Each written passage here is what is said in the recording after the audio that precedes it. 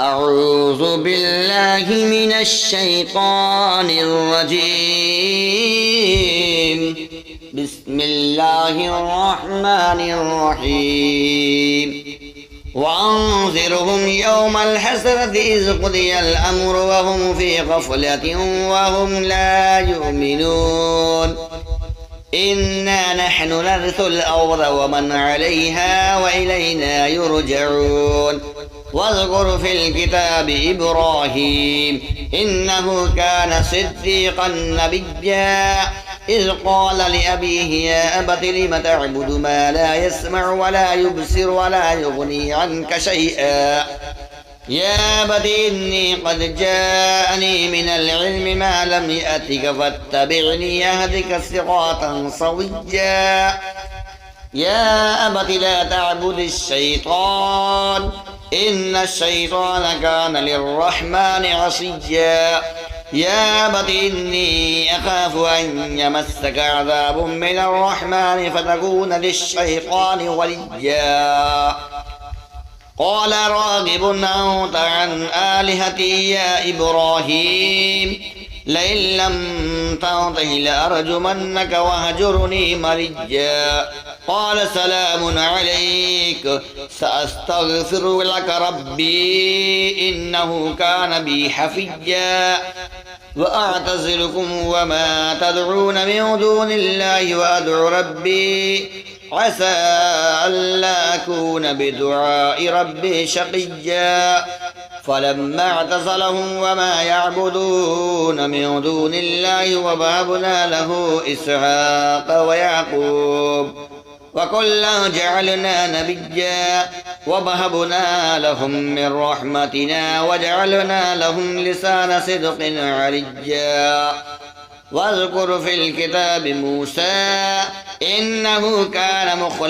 مخلصا وكان رسولا نبيا وناديناه من جانب الطور الأيمن وقربناه نجيا ووهبنا له من رحمتنا أخاه هارون نبيا واذكر في الكتاب إسماعيل إنه كان صادق الوعد وكان رسولا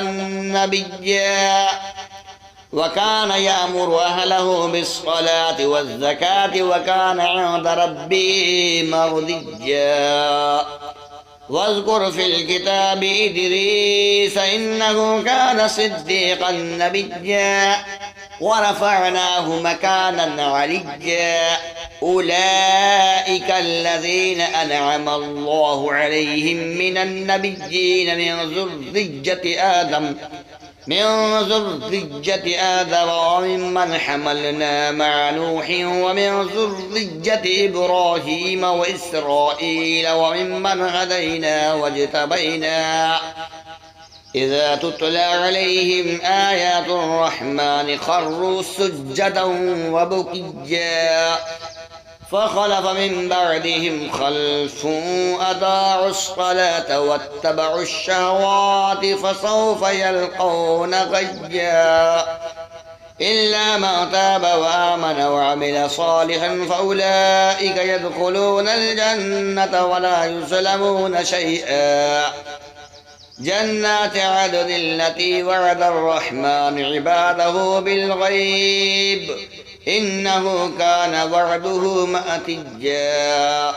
لا يسمعون فيها لغوا إلا سلاما ولهم رزقهم فيها بكرة وعشيا تلك الجنة التي نورث من عبادنا من كان تقيا وما نتنزل إلا بأمر ربك له ما بين أيدينا وما خلفنا وما بين ذلك وما كان ربك نسيا رب السماوات والأرض وما بينهما فاعبدوه واصطبر لعبادته هل تعلم له سميا ويقول الإنسان وإذا ما مت لسوف أخرج حيا أولا يذكر الإنسان أنا خلقناه من قبل ولم يك شيئا فوربك لنحشرنهم والشياطين ثم لنحضرنهم حول جهنم جثيا ثم لننزعن من كل شيعة أيهم أشد على الرحمن عتيا ثم لنحن أعلم بالذين هم أولى بها صليا وإن منكم إلا واردها كان على ربك حتما مقضيا ثم ننجي الذين اتقوا ونذر الظالمين فيها جثيا وإذا تتلى عليهم آياتنا بينات قال الذين كفروا للذين آمنوا أي الفريقين خير مقاما وأحسن نديا وكم أهلكنا قبلهم من قرن هم أحسن أثاثا ورئيا قل من كان في الضلالة فليمدد له الرحمن مدا حتى إذا رأوا ما يوعدون إما العذاب وإما الساعة فسيعلمون من هو شر مكانا وأضعف جندا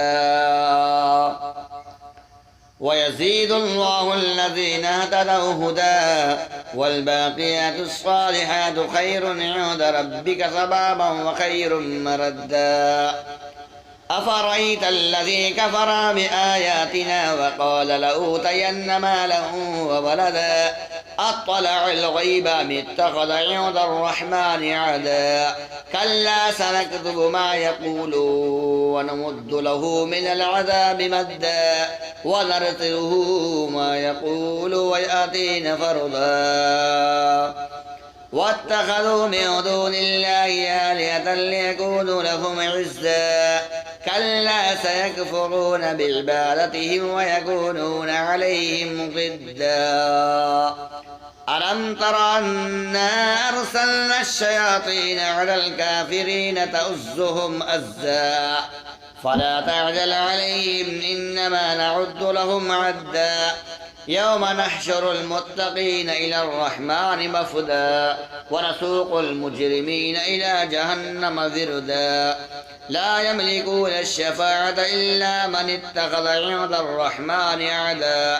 وقالوا اتخذ الرحمن ولدا لقد جئتم شيئا إدا تكاد السماوات يتفطرن منه وتنشق الأرض وتخر الجبال هدا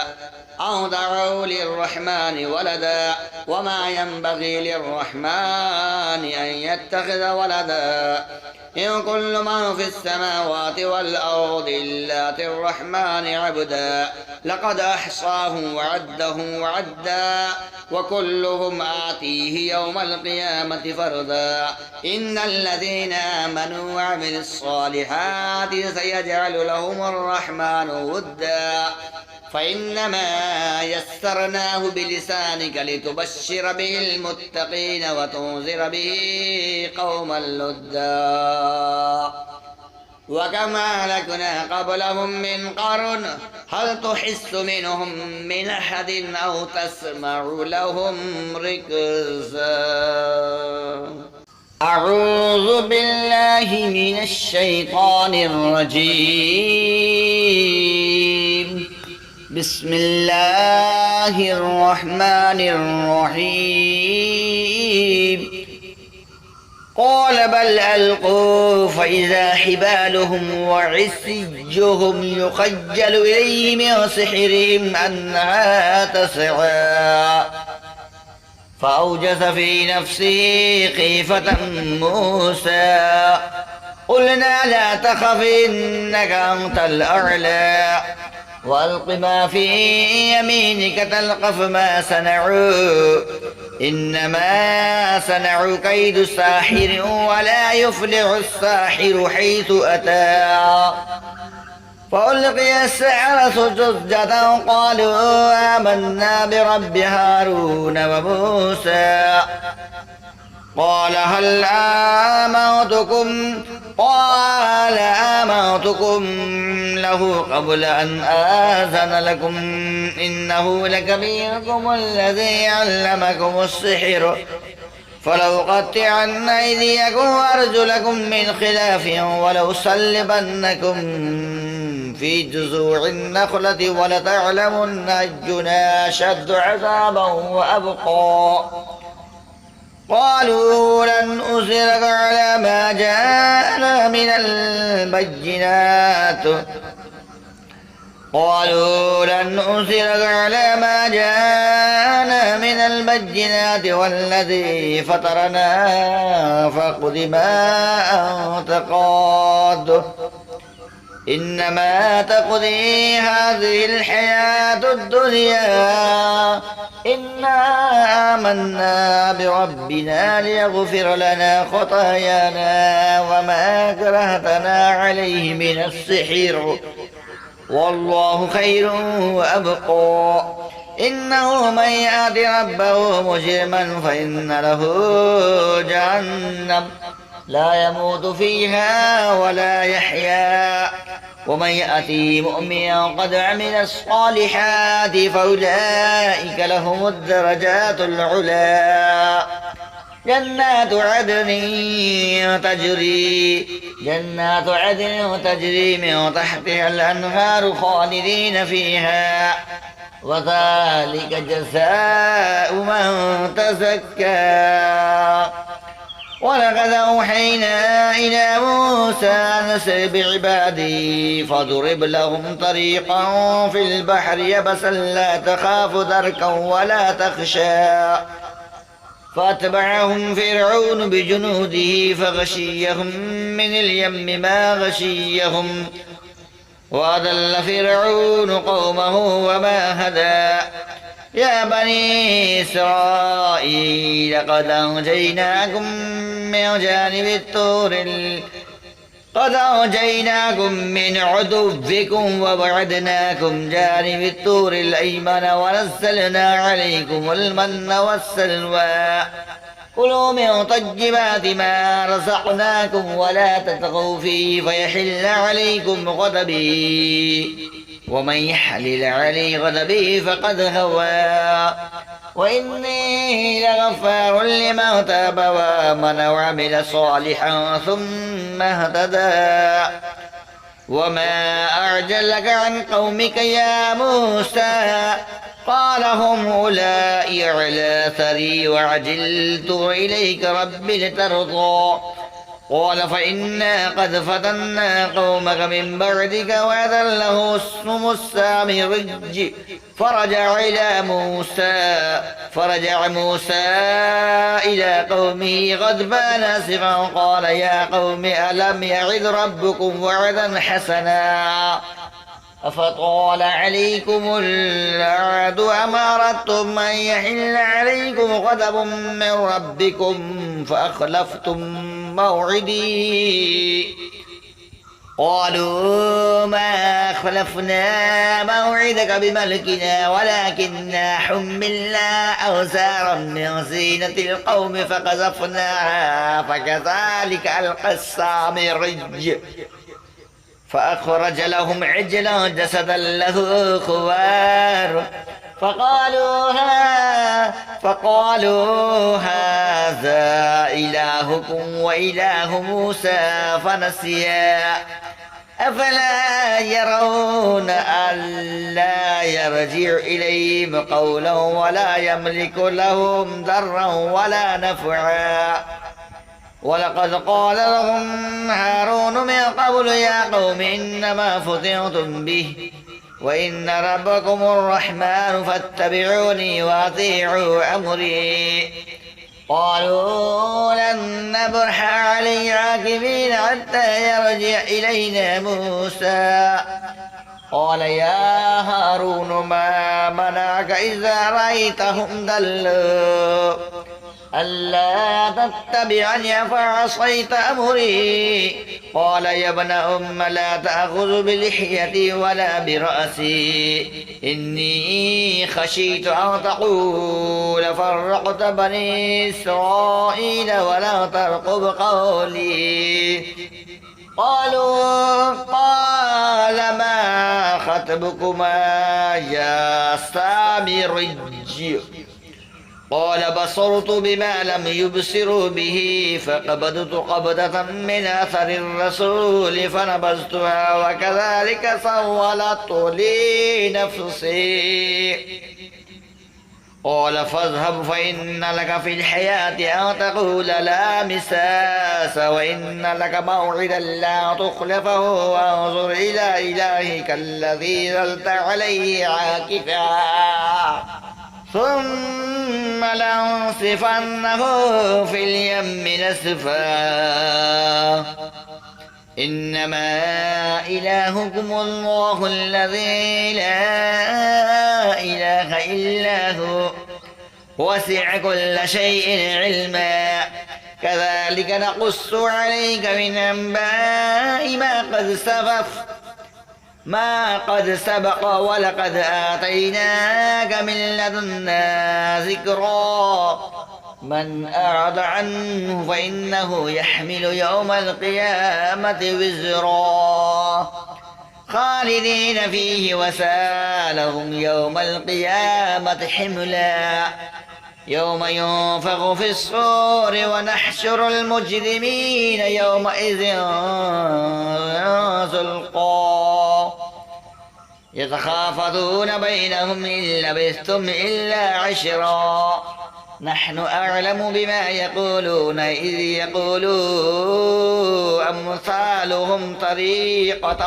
إن لبثتم إلا يوما ويسألونك عن الجبال فقل ينسفها ربي نسفا فيذرها قاعا صفصفا لا ترى فيها عبدا ولا أمتا يومئذ يتبعون الداعي لا عوج له وخشعت الأصوات للرحمن فلا تسمع إلا حمسا يومئذ لا تنفع الشفاعة إلا من أذن له الرحمن ورضي له قولا يعلم ما بين أيديهم وما خلفهم ولا يحيطون به علما وعنت الوجوه للحج القيوم وقد خاب من حمل ظلما ومن يعمل من الصالحات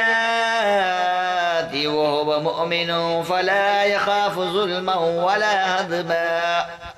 وكذلك أنزلناه قرآنا عربيا وصرفنا فيه من الوعيد لعلهم يتقون أو يحدث لهم ذكرا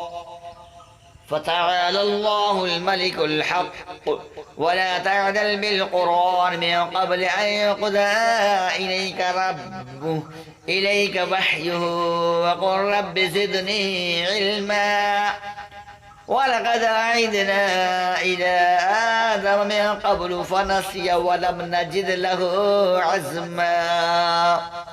وإذ قلنا للملائكة اسجدوا لآدم فسجدوا إلا إبليس أبى فقلنا يا آدم إن هذا عدو لك ولزوجك فلا يخرجنكما من الجنة فتشقى إن لك ألا تجوع فيها ولا تعرى وأنك لا تزرع فيها ولا تضحى فوسوس إليه الشيطان قال يا آدم هل أدلك على شجرة الخلد وملك لا يبلى